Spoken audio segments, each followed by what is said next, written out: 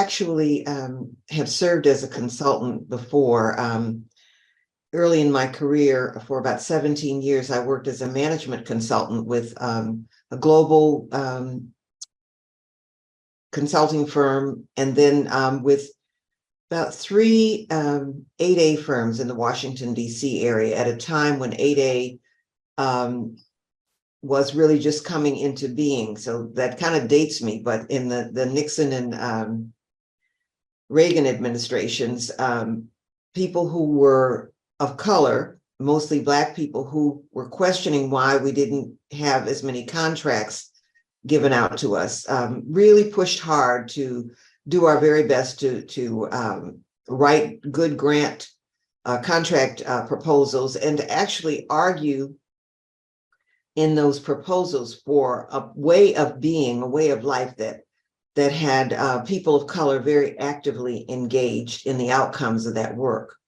So during my 40-year career, I have worked on a series of strategies, primarily to benefit families and children, but in all cases, really looking at those who were on the margin and why they were not yet involved in powerful decisions that could change their life trajectory. So it wasn't called DEI then. It was affirmative action and other words.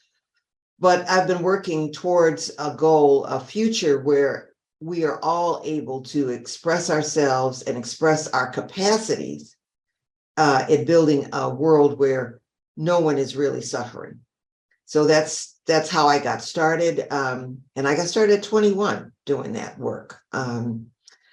As time went on, my experiences with what at that time was called Section 504 in 1973, that was an act that was passed by Congress so that people who were disabled or otherwise abled, as we used to say, could seek professional training in colleges and universities, could sit for and achieve medical doctors, their degree as a medical doctor. They could actually practice.